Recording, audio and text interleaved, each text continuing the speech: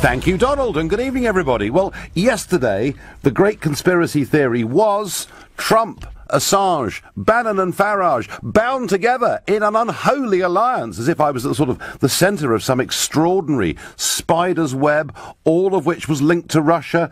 There were even accusations that UKIP had been funded from Russian sources, all sorts of extraordinary things. But the story rolls on because today, the special counsel in America, Robert Mueller, has laid charges against Trump's ex-campaign manager, Paul Manafort, a former business associate called Rick Gates, and a former Trump aide called George Papadopoulos. The charges, it has to be said, are pretty serious. They relate chiefly to money laundering charges. There is also, a further more serious charge of conspiracy against the United States of America. But, and I think this is the important thing to bear in mind, the job of this special counsel was to investigate whether there was any collusion between President Trump's campaign and Russia during the year 2016. I guess the trouble is, once you've appointed a special counsel, they can kind of take the investigation off into lots of different areas, because none of the charges that have been laid against these three men, it seems to me, have anything to do with 2016 and collusion with Russia. And indeed, the indictment makes absolutely clear there is no reference at all to President Trump. There's no reference at all to the Kremlin. So I'm wondering quite what all this means. The White House Press Secretary, Sarah Huckabee, within the last hour, has reiterated this point. The real collusion scandal, as we've said several times before, has everything to do with the Clinton campaign, Fusion GPS, and Russia. There's clear evidence of the Clinton campaign colluding with Russian intelligence to spread disinformation and smear the president to influence the election. We've been saying from day one there's been no evidence of Trump-Russia collusion, and nothing in the indictment today changes that at all. But the George Papadopoulos agreement is about the campaign.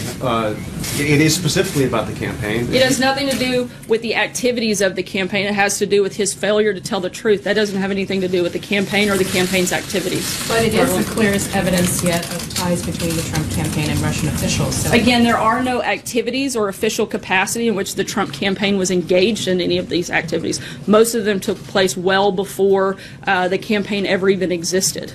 So that's the White House official response. Despite that, of course, there are journalists in Washington today describing this as Trump's worst ever day. Well, to get a view on this, I'm going to go to Sebastian Gorka, Chief Strategist of the Make America Great Campaign Coalition and former Deputy Assistant to President Trump. Sebastian, good evening. Good evening, Nigel. Good evening. Welcome again to LBC.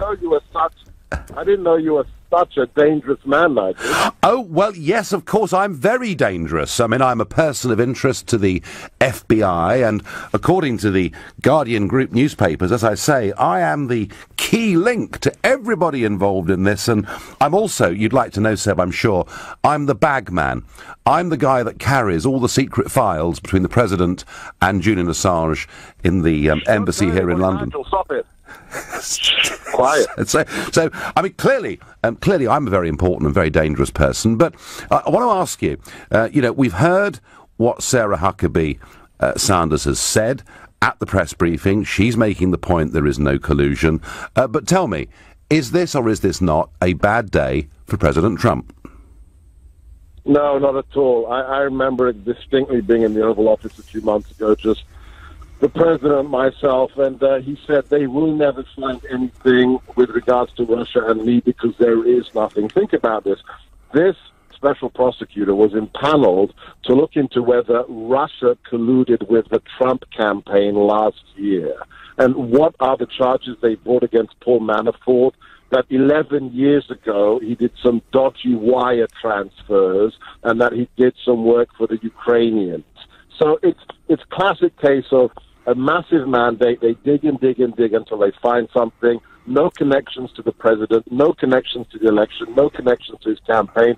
It is a literal witch hunt. But again, it's what the establishment does. When we found out last week, Hillary's campaign paid $12 million for the dodgy dossier of completely fabricated things about the president.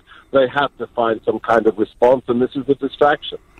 And so, is there any possibility of Hillary? Because, I mean, we're not just talking about that, but there was also some talk about a uranium deal that was done with the Russians some years ago. Is there any chance of the boot being on the other foot and her being looked at?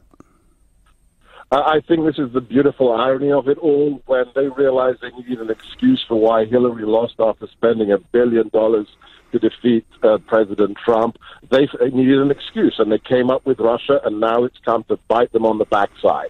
The fact is, the Clinton Foundation received $140 million from the Russian interest that bought 20% of America's uranium when she was the Secretary of State who had to okay that deal. That makes Watergate look like a little spat in a kindergarten sandpit. So, yes, they will rue the day. They will rue the day when they mention the word collusion and Russia. You may be right in the long term, but in the short term, I know what CNN is saying. I know what the New York Times front page is going to say tomorrow.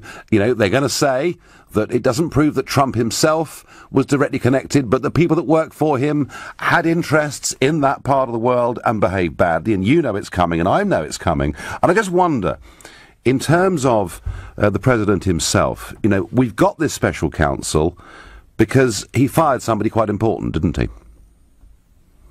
Yeah, he did. And he fired James Comey, who was the director of the FBI when that uranium scandal was being investigated, and nothing happened. And that dodgy dossier was briefed by James Comey to the president. Within minutes, he leaked it to CNN, and that's why we have a special prosecutor today, whose name is Robert Mueller. And this is where it really stinks to high heaven. Robert Mueller is best friends with James Comey. This is the old boy network, Nigel. This is the old boy network you fought against so valiantly with regards to Brexit and UK's independence. So this is just par for the course, but we're used to it, Nigel, and so is the president. Yeah, that's it, yes. I mean, the fact they know each other doesn't necessarily mean that they're colluding, of course, and we have to be fair and balanced on that. But I put it to you, Seb, perhaps one of the worst mistakes Donald Trump has made as president was sacking James Comey, because that's what's led to a special investigator whose brief, it seems, can go way beyond its original remit.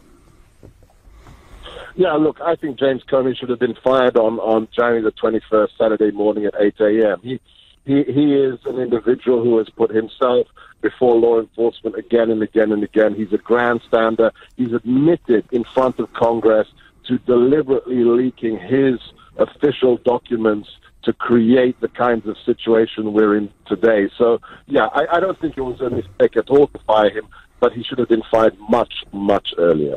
OK, well, I'm not so sure. You know, maybe you're right, but it does seem to me that his firing has led to this situation in which you've got a special counsel marauding virtually wherever he wants to go. I mean, some of these charges actually go back to the year 2006, and that on an inquiry that's supposed to be centred on 2016.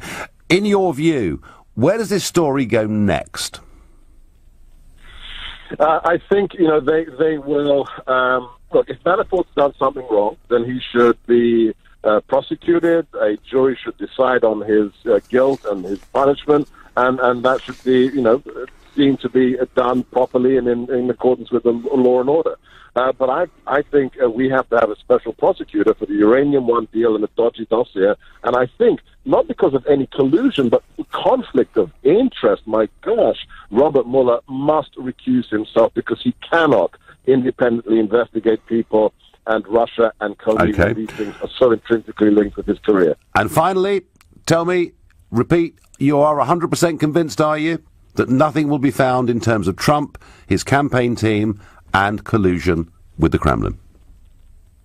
I trust the president. When he told me they will find nothing, I believe him, and he's just going to put up with it, him and his 42 million Twitter followers. Thank you very much indeed. That was Seb Corker, Chief Strategist of the Make America Great Again Coalition and former Deputy Assistant to President Trump. And before I give you any views of my own, let's go to a new caller to this show, Shanjan, who's calling from Bradford. Good evening. Evening, Nigel Farage. Hello, welcome to the show. So what do you think? I mean, this is going on week after week, month after month. We keep being told that Trump has colluded with Russia. We keep being told that I'm a person of interest to the FBI. I'm hearing that UKIP's been funded by the Russians. I don't believe it. So do you treat all of this with scepticism, yeah? Yes, I'm a Eurosceptic, and I totally disbelieve what is being said by the mainstream media. I think the reason why they're angry with Russia is because they haven't got it with their way in Syria and the Ukraine. That is why.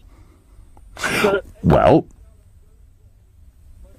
Ukraine, Syria, or in Western Europe is blame it on the Russians. And okay, well that may well be true, but equally, do you think? I mean, when you see President Trump speaking and saying there is no collusion, do you believe him? Yes, I do, because I can't see any link between him and Vladimir Putin. They got very different views. For example, if you look at Russia, they're very close to some of the people that Trump would regard as enemies, like Iran and also North Korea, for example. So I don't see any link between it. But it's not just this. I see this propaganda that's being fed by the liberal left-wing media, not just about Russia, but also about Saudi Arabia and Theresa May's links to it. It's just, it's this new form of, trying to, make everyone outside of the EU look bad.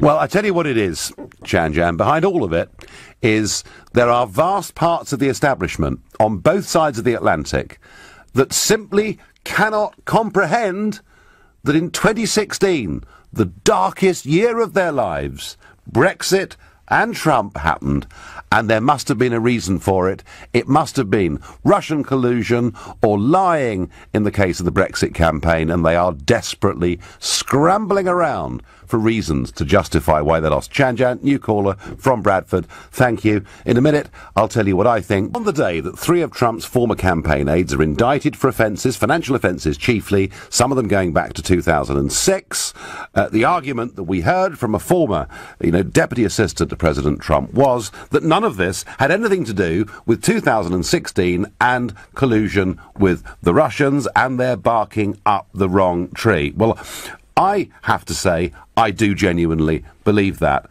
And I believe it as much as anything because they've done their absolute best to link me into all of this.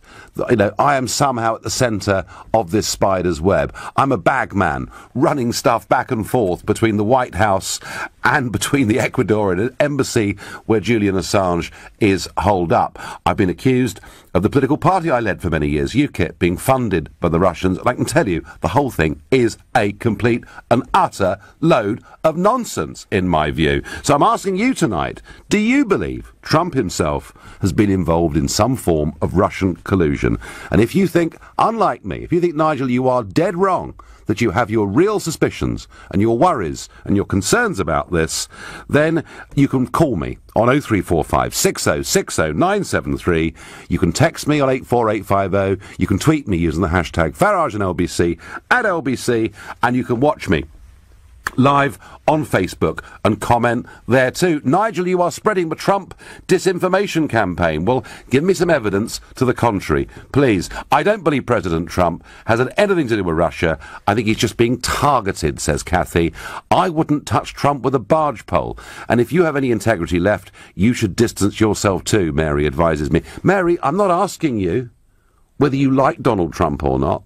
I'm not asking you whether you approve of the fact that I went and supported him in his campaign, and looking back, him versus Hillary. And by the way, my initial tweet today, when I heard who it was that had been indicted, that I was very surprised that it wasn't Hillary, because her links to Russia appear to be very strong indeed. In fact, much stronger on the evidence we can see than that of Trump or any of his associates. But Mary, I'm not asking you today whether you like him or like me.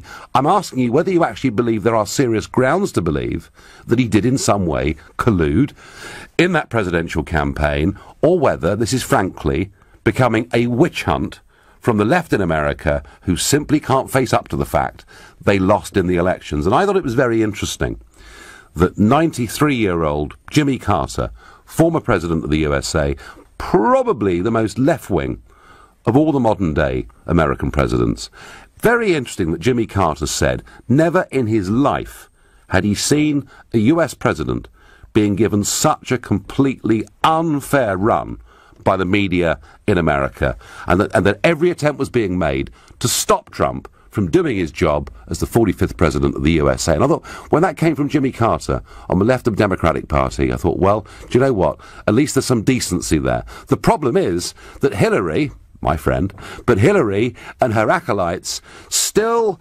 believe that somehow for her to have lost, something extraordinary, something illegal must have happened, rather than recognising that Obama, and this is, by the way, what Jimmy Carter said, that Obama didn't deliver for 8 years and Hillary was an unappealing candidate. And that, I think, is the truth of where we are. But hey, come and take me on. Tell me I'm wrong. That's what we do here on the Nigel Farage Show on LBC. Mohammed is calling me from Oxshott. Mohammed, good evening. Hi, good evening, Nigel. Nigel, always good to speak with you again, just putting my cards on the table right up front.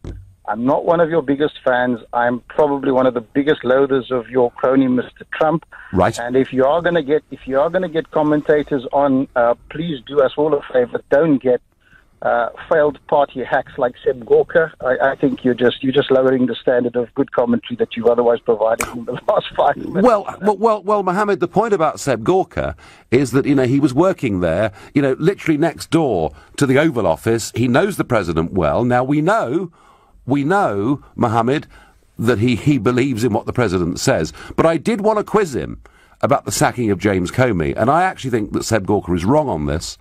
I think it would have been better for Trump to have lived with Comey as the FBI director, to have accepted he was imperfect. I think the sacking of Comey is what has led to this special investigation, Mohammed, which could go anywhere. So, I wasn't getting him on to say, Seb, I agree with everything you say.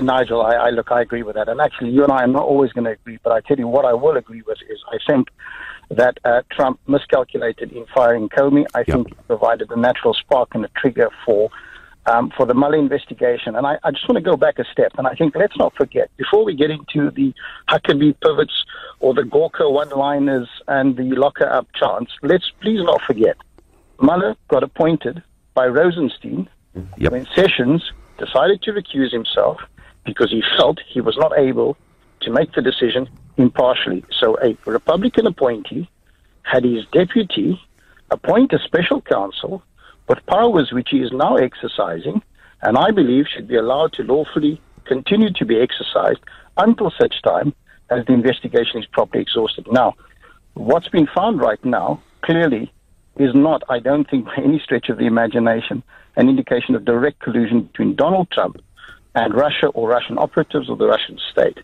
What it is circumstantial. It is unrelated information if you look at the money laundering aspects, etc. Yeah, but sure. Please let's not be naive. We all know in prosecutorial strategy, you go for the smallest fish first, you hang the bait, potentially you get bigger ones further up the line. Mueller is doing what Mueller does best, and he has assembled a team of individuals who've done everything from Watergate to Enron. So let's give them a bit of credit, and let's not forget how they were appointed. So that's the first point. The second thing is this whole malarkey about Uranium One and, Clinton and Russia. With all due respect, again, it's another cute pivot.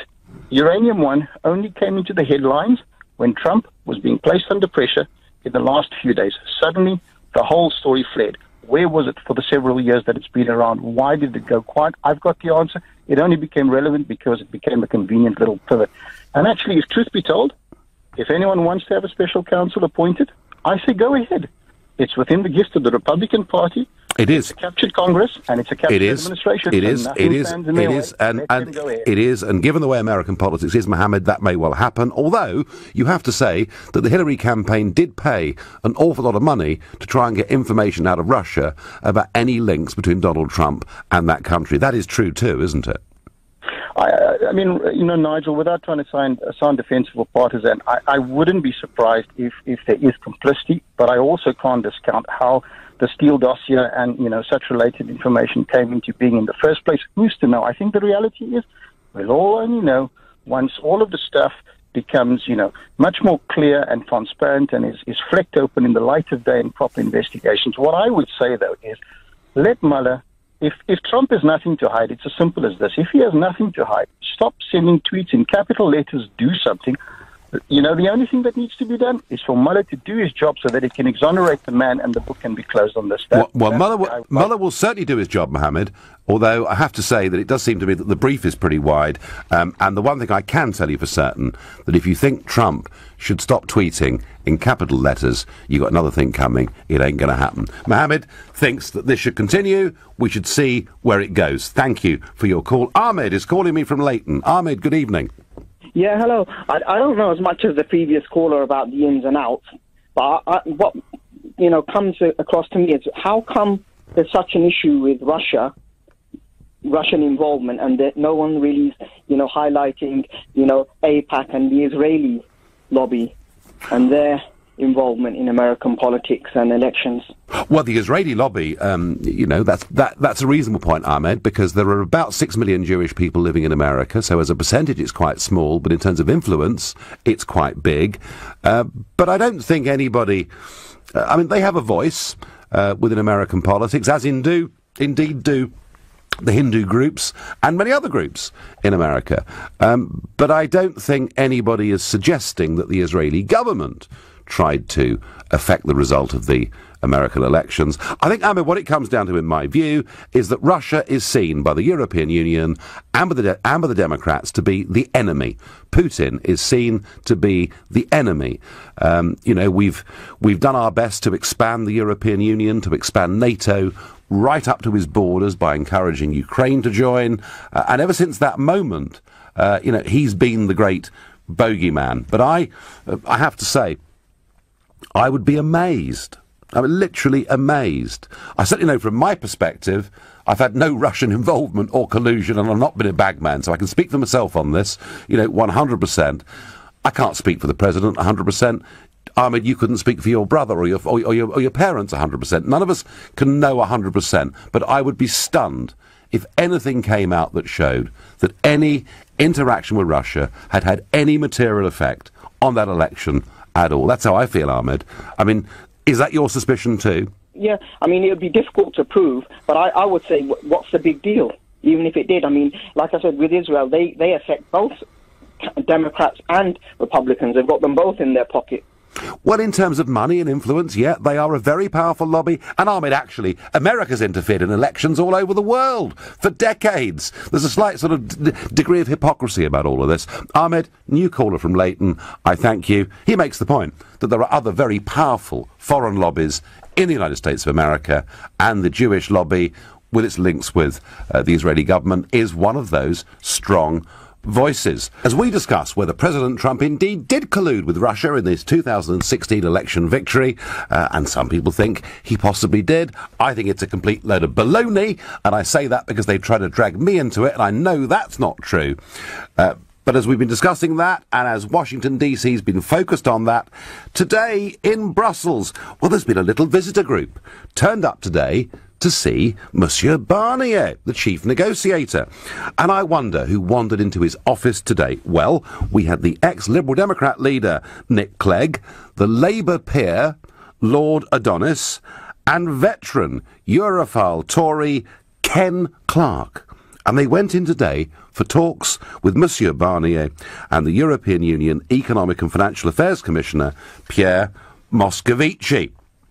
We're told that these were not formal Brexit talks. Well, how could they be? Because these people aren't part of the government. But it's amazing, isn't it? We've been told that all these meetings were requested by the people who were coming to see Monsieur Barnier. His door is always open. Well, do you know what? I've had enough of him trying to divide and rule our country. It started off with the SNP. It started off with the leader of the Welsh Assembly. It started off with Mr. Corbyn. And now anyone that wants to stop or halt Brexit is welcome to go in and see Barnier. I think there's collusion afoot, genuine collusion afoot, between the people who support staying in the European Union and Monsieur Barnier. I genuinely do. Maybe we need a special counsel and a prosecutor to investigate all this. Anyway, I've had enough of this never-ending stream of Europhiles going to see the man who is tasked with negotiating Brexit. So, if you go to lbc.co.uk, you will see that I've just written a letter, which is there, up on the website, and I'm basically saying to Monsieur Barnier that you're conducting a never-ending series of meetings with political leaders on the issue of Brexit. And I want to make a request. As leader of the party UKIP, which won the European elections of 2014, I want to have a meeting with you. You are too busy listening to a group of people who wish to stop or delay Brexit. I want to come and speak for the 17.4 million who did not vote for a transition deal or any further delays and whose resolve is getting stronger. I look forward to hearing from you. So let's see what happens. Surely, if Nick Clegg is given the red carpet treatment, the least they can do is give me a glass of Perrier and listen to what I have to say. We'll find out. The other thing today that struck me a little bit was the Labour MP for Huddersfield, Barry Shearman, and he has said that better educated people voted to remain in the European Union. He argued that nearly all the university towns voted Remain in the June 2016 Brexit campaign, and Tory MP for Pudsey, Stuart Andrew, has accused him of snobbery. Mr. Shearman, of course, nearly all of the university towns voted Remain, because that's what they're being taught, and we discussed this yesterday. That's what they're being taught in schools and universities, and that is their universal view. I'd also point out to you, Mr. Shearman, that just because somebody goes to university doesn't necessarily mean they're better educated in life to make a decision about what's right for the future of the country. And I think your comments are pretty insulting, especially to your electors in Huddersfield who voted Leave. I guess you must be planning to retire at the next election, is all I can think. Back to the subject. Paul Manafort and two others have been indicted on charges by the special counsel who is looking into any potential collusion between Russia and the Trump campaign in 2016. No accusations like that have been made. Financial transgressions are what they've been indicted on. But I'm asking you, do you think Trump colluded? And if you do, why do you think that? I'm going to go to Stuart in Putney. Stuart, good evening. Good evening. Yeah, there's a couple of questions. There's a couple of points. First thing is that Hillary got more votes, a lot more votes, before you say there's been a sea change. In California, yeah. Well, in the country. Well, Stuart, they have an electoral college system, and Trump won it by a very big margin, all right? So let's just move on from that. There's no sea change. And the other thing is, do you think that... I tell you what, Stuart, there was a big sea change in the Midwest, wasn't there? And that's why Trump won the election. It was in those Rust Belt states. That is where he won the presidency from Clinton. Do you think that he's an honest man? Do you think he's honest? Or do you think he tells a lot of lies? I think he's honest. Of course I do. On a major issue, on something as fundamental as this, absolutely I do. You do? Okay, well, I don't think you're fit to analyse. Because everyone in the whole world can see hang on, Stuart. Who have I called a liar?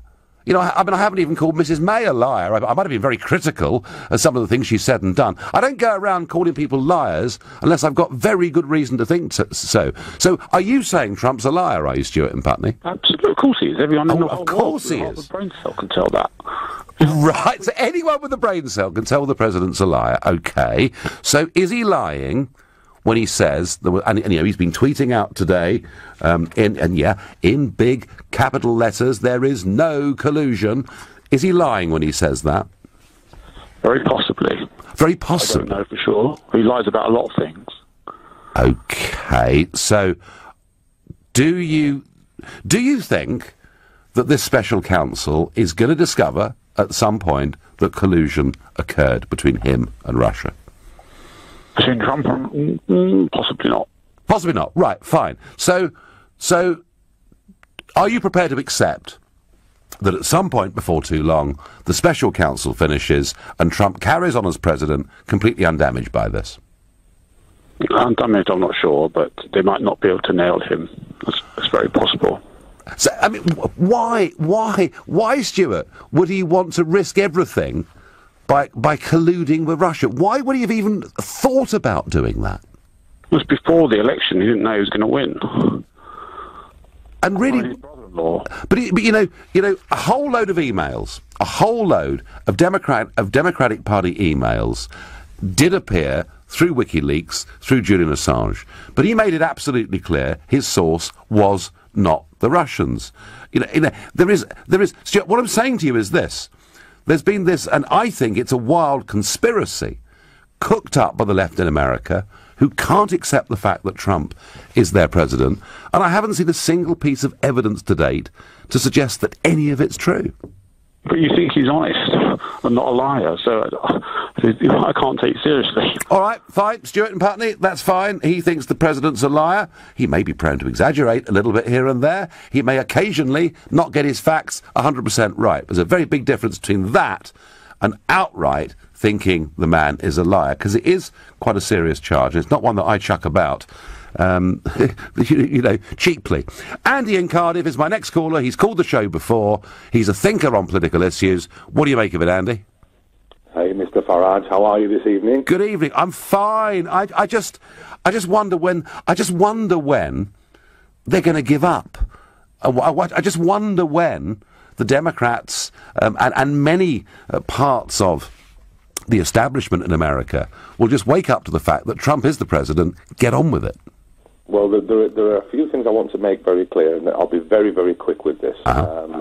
Firstly, I don't believe for 1 second that Mr. Trump actually colluded with the Russians. That's number one. But on the back of that, there are two very, very good reasons as to why I think that President Trump will look back on these stories and be happy that they broke when they did. Mm-hmm. And the first point is that not more than a week ago, it was suggested in the press in the States that Hillary Clinton, her funding of looking into collusion with the Russians, the payoffs or the suggested payoffs that had been made to people to say that there was collusion with the Russians, that failed. That's number one. And that breaking no more than a week ago, then suddenly this story breaks to say Donald Trump colluded with the Russians. That's a typical Clinton family deflection tactic. If something's going to break in the news about you, you break something about somebody else that actually detracts from you.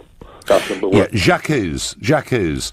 Accuse the other person in the office of wrongdoing when it's you that's doing it yourself. Yeah, no, I understand that, Andy. I mean, do you think, Andy, that questions about the uranium deal, about money that went to the Clinton Foundation, about the 33,000 deleted emails, and about the large sums of money that the Clinton campaign spent to try and get a dossier with help from sources with big Russian knowledge to damage Trump's presidential campaign, is there a chance that this huge witch hunt against Trump could actually in the end bounce back on Hillary?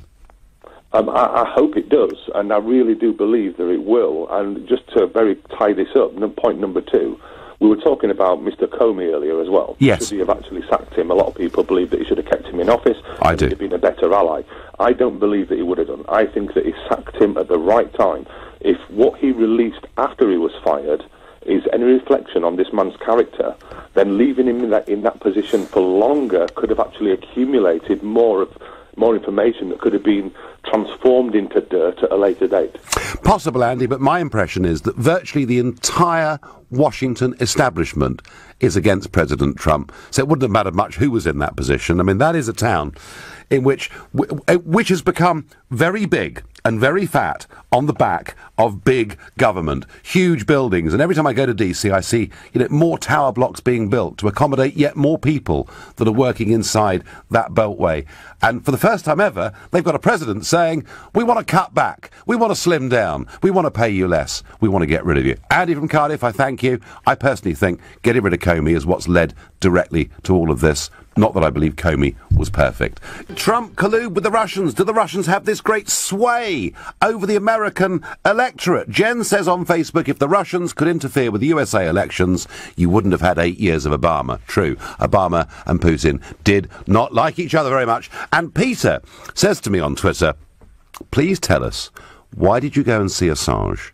And why did you refuse to answer questions by journalists about the meeting? Peter, you obviously didn't listen to the Nigel Farage show on LBC yesterday. Why I answered this in full. Go to lbc.co.uk. The answer is there. Gosh. And I even took someone, Peter, when I went to meet Assange. A producer from LBC came with me. And I made the point, if you look at the clip, do you think LBC are part of this great international conspiracy? No, it just shows what a load of complete and utter baloney it is, Peter, and I won't be answering that question ever again to anybody that answers it. I've done it. It's gone. It's gone. Matt is a new caller from Hackney. Matt, good evening. Good evening, Nigel. How you doing? I'm doing very well. So, do you think that Mr. President colluded with the Russians? He absolutely did, yeah. It's absolutely obvious. And I think the first thing I'd just like to say is this absurd idea that this is some sort of left-wing conspiracy. First of all, the opposition research that's formed the Steele dossier was commissioned by who? Go on. Well, it's the cop. It was Republican in a primary challenge, and then you carry on. Do you think, okay, so who's James Comey? Is James Comey a Democrat? No, he's a Republican. And Mueller, combat Marine turned lifelong Republican. This isn't some sort of left-wing conspiracy. Is it? No, this is not just about a left-wing conspiracy. If there is a conspiracy against Trump, it's an establishment conspiracy. And that's a very different point. You know, I've said earlier, Matt, that Washington doesn't like Trump, and that is certainly true. But look, tell me, why do you think he colluded with Russia? Why would he have colluded with Russia? What was in it for him, Matt? Right, Nigel. So we're clarifying that together, are we? It's not a left-wing conspiracy. That's correct. It's an establishment conspiracy. So it's an establishment conspiracy. The left are the loudest in shouting, but actually there are many within the Republican Party who still cannot stomach Trump as their president. Of that, there's no doubt, and that's why you saw in the Republican Party never Trumpers during that election campaign. So just on this point, so I mean, just the question about collusion. You have to think about the people who have actually admitted collusion already within the Trump team. So Mike Flynn's lawyers have already had a public letter saying that he'll turn state's evidence against Trump. He was Trump's national security advisor. How do you explain that? No, hang on. This is slightly different. This is rather like saying, I drank a large vodka last night, therefore I've got links with Russia. Flynn and others have had business relationships in the past with Russia that maybe they could have been a bit more forthcoming about. But that's a very, very different thing. To say you've had links with Russia, I mean, virtually nobody in international politics has not had meetings with Russians at some point in time. Jeff Sessions, the Attorney General, met the Russian ambassador a couple of times at cocktail parties, but couldn't quite remember whether he had or what his name was. There's a huge difference, Matt, I put it to you, between that and actually plotting and colluding. Jeff Sessions lied under oath many times about meeting Kislyak, so that's Matt, I honestly, if you said to me, how many times have you met the Polish ambassador? And I had to swear under oath, I almost certainly would not tell you the truth. Because I would have bumped into him at a cocktail party. Who knows? I might have had a couple by the time I'd met him. I might have met 100 people that evening, and I would not have a full reflection of the events. And that's the case with Jeff Sessions. But look, Matt, we're getting very technical. How do you think, and you believe there was collusion, how do you think Trump benefited from the collusion that you believe in? Okay, so if you look at, say, for instance, the third indictment, that's come to light today is George Papadopoulos, right? Yep. George Papadopoulos has actually admitted and now been charged and admitted lying to the FBI about his engagement with the Trump campaign in order to get emails to smear Hillary Clinton. So these are senior people within the Trump team who are admitting... Matt, no, I'm sorry, but politics is a rough, dirty business. There's all sorts of smears and counter-smears go on in these political campaigns all the time. You seem to know the subject, to know your own mind very clearly. How exactly was any collusion going to help Trump get more votes? Well, of course it will, because they're going to get the dirt on Hillary they asked for.